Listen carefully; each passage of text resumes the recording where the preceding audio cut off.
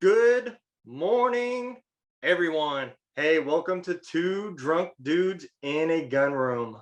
Unfortunately, today it's one drunk dude. Uh, Doug is on vacation enjoying his life in Puerto Rico. Lucky bastard. Anyways, um, today we're going to discuss something, man, that is very sensitive to myself. Um, Something that I really didn't talk about a whole lot in my past, and just recently I've started bringing it up. Um, I'm releasing this video on this day for a particular reason. If you'll notice when you watch the video, you'll notice that there's an empty chair next to me and two beers. Um, so today we're going to talk about some brothers of mine that didn't make it back. Um, we're going to kind of dedicate this episode to them. Um, June 28th, 2005 was a day that I will never forget. I had just returned about 2 weeks from Afghanistan. You probably all heard Doug talk about I was special, yada yada yada, and what he's talking about is the unit that I was in. So I served 10 years in the 160th Special Ops Aviation Regiment, SOAR. They're known as the Night Stalkers, and it was the best and the worst 10 years of my military career. So on this day, I had just recently gotten back to work. Just returned back about, like I said, about 2 weeks ago from the deployment, and I don't know, it was right around 9 o'clock in the morning. The word had kind of spread that we lost an aircraft, and it turned out to be a QRF mission for some SEALs that were pinned down. They were doing a observation mission, and they got compromised, and they sent several aircraft, but mainly what we're going to talk about today is Turbine 33. And on that aircraft was 16 service members, 8 SEALs, 8 Night Stalkers, and as they were trying to infill those 8 SEALs to assist the 5 that were on the ground, they took fire and did not make it. They got hit with some people say it was a rocket, some say it was an RPG. At the end of the day, it came in through the back ramp that was down as they were on their approach, and took out the drive shaft, and causing the aircraft to explode. We got that word.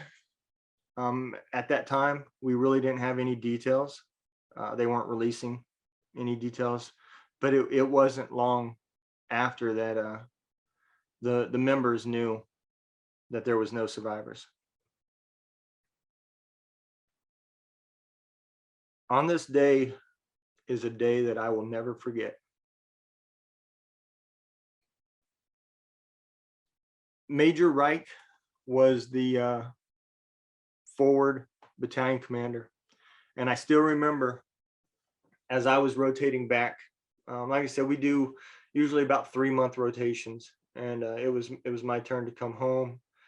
Our replacements had got there, and Major Reich was going to be the forward commander, as the battalion commander was returning back stateside.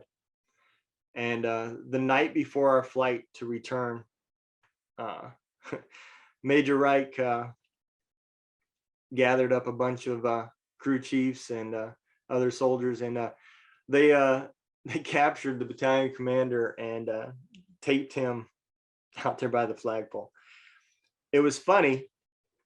Major Reich all thought, you know, hey, we just got to avoid the battalion commander for a few more hours. His flight will come in, he'll be gone, and we got him, ha ha ha. Well, we I still remember we took a sandstorm that night, and the flights got canceled coming in because of visibility. So we stayed another night, and throughout that day and that night, the battalion commander slowly got each of the crew chiefs back, and he did not he did not go after Major Reich. You know, Major Reich was trying to dodge him and hide, and he never went after Major Reich, but he slowly, viciously got back each of the crew chiefs for what they did. Anybody that knew Lieutenant Colonel Tierney, this man did not play. He wanted to be the best of the best every day, and if you got the best of him, he would die trying to return the favor. He was an amazing colonel, and he didn't go after Major Reich there.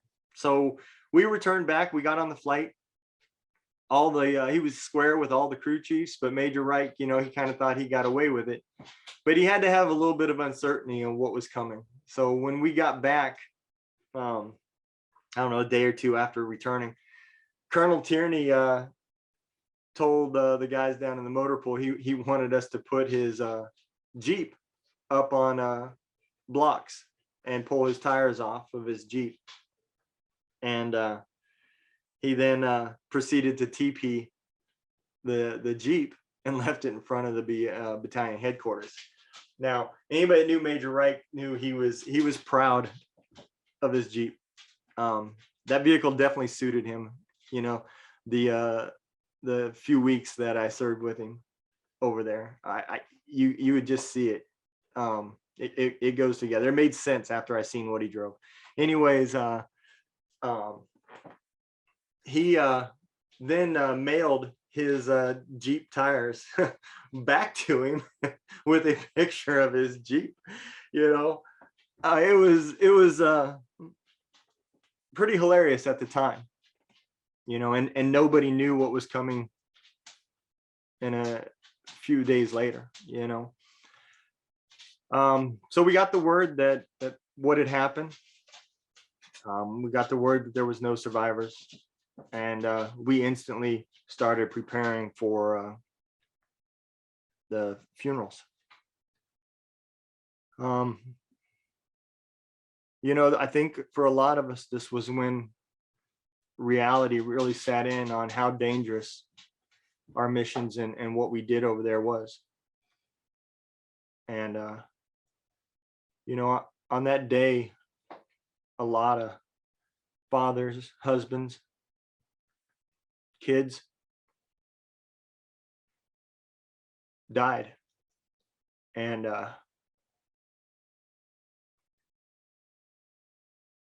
when you have to do the things to honor and prepare for the family members, your fallen comrades, it's really tough.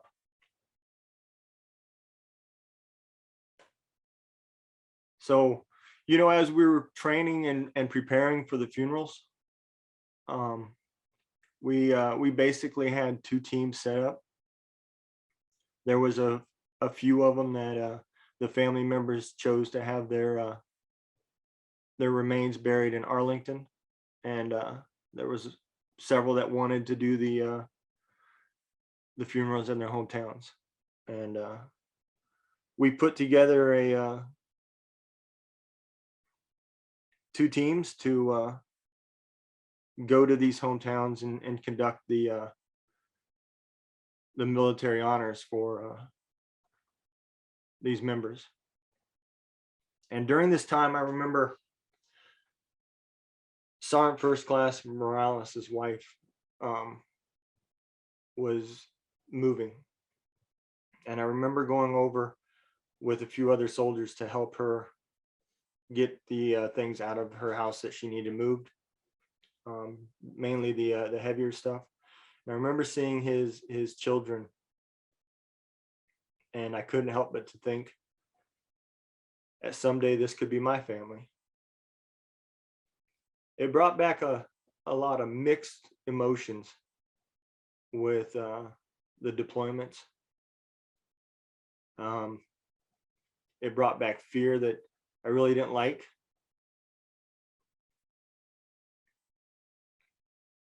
It also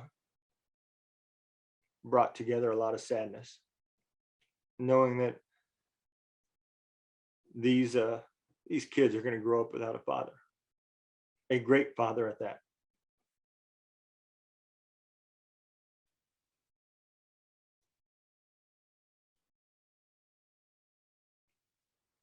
There's not a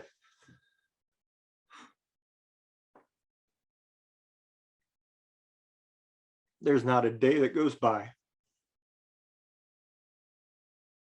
that these men are not missed.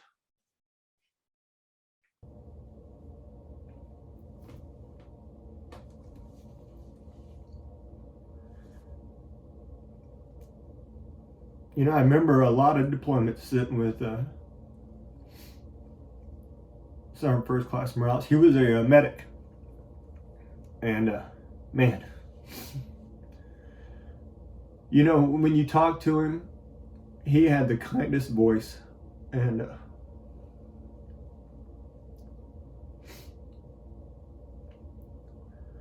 you would never know that he served in a Ranger battalion.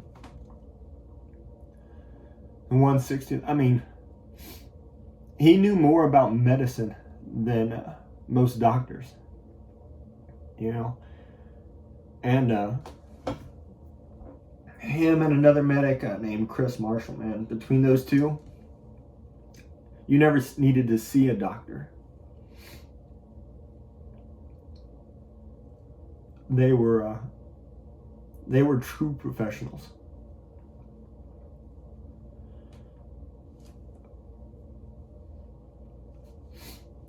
You know, I have no doubt in my mind that Sergeant First Class Morales would have went on to be definitely a first sergeant, but a sergeant major someday.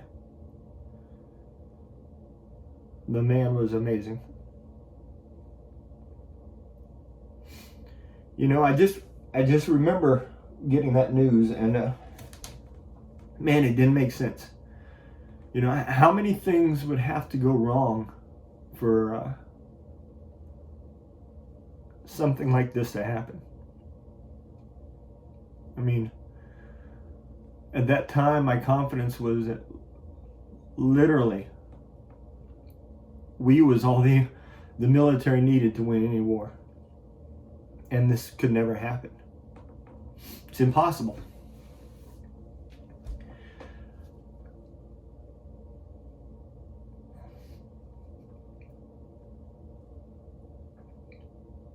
But it did.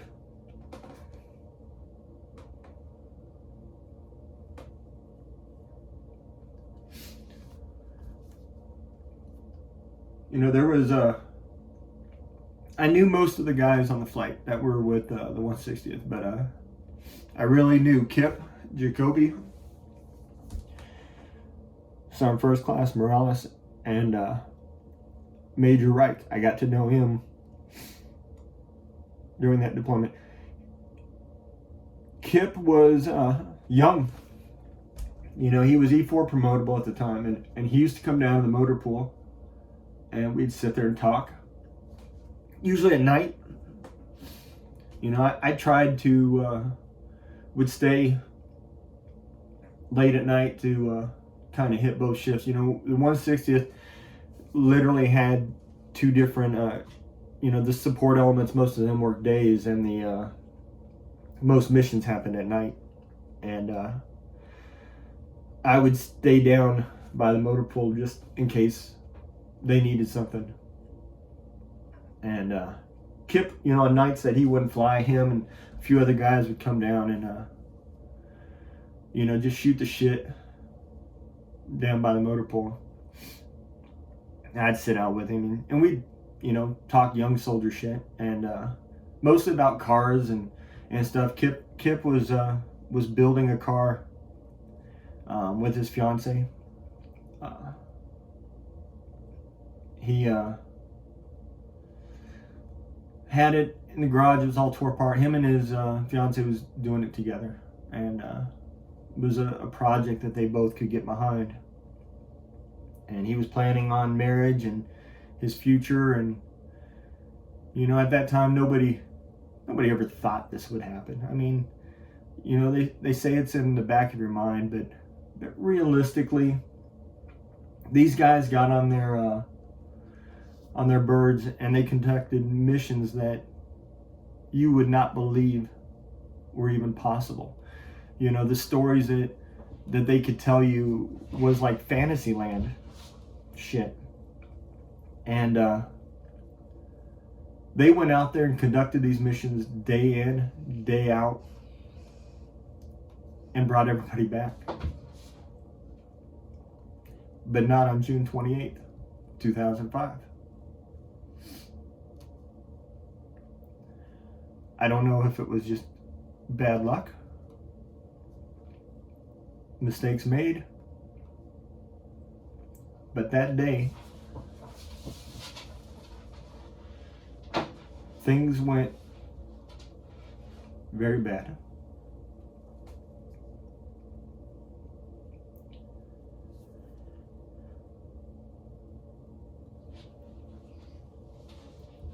These guys will be missed.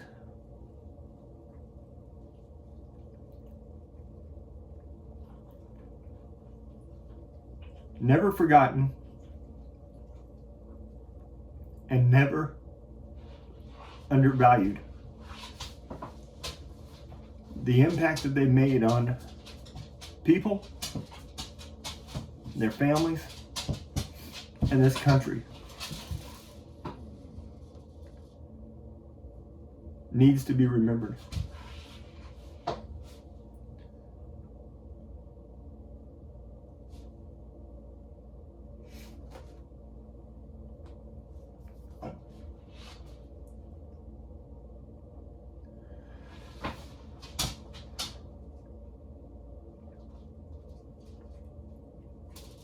I want everybody to, if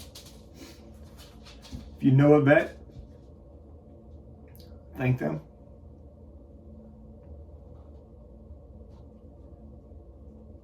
Understand that the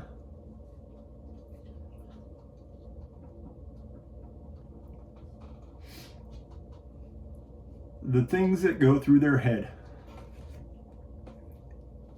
is tough.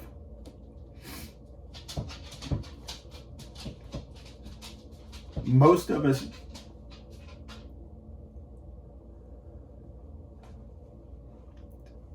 don't share on a daily basis with our family, even our friends.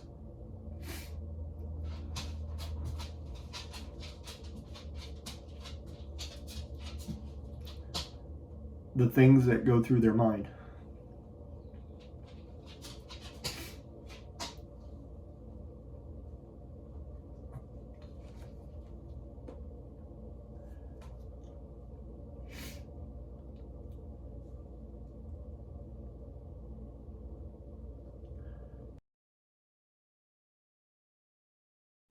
In the Night Stalkers, and I'm going to end this podcast here,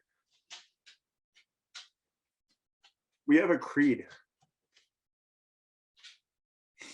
And I know the Army has a creed. NCOs have a creed. And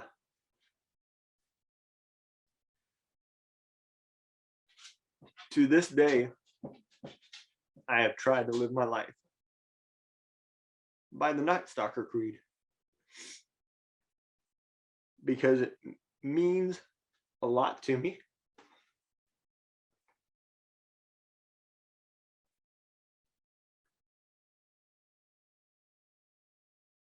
And I think it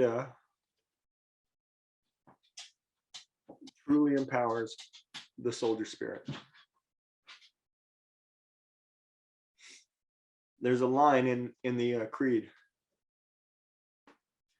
that says, I go with the memory of those who went before me, for they loved to fight, fought to win, and would rather die than quit. Night Stalkers don't quit.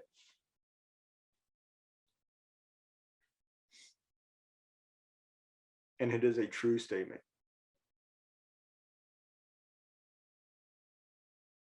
To all the vets that have lost somebody out there,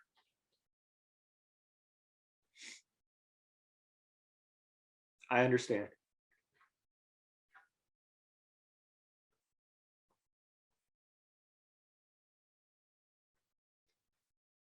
I pray that you find peace.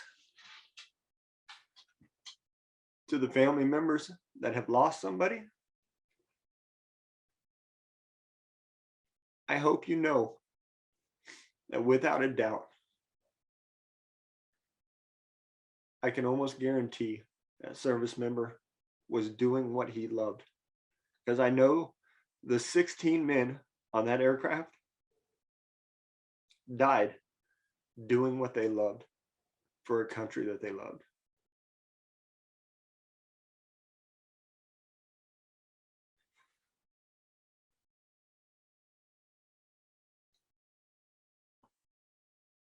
You guys take care. Be safe.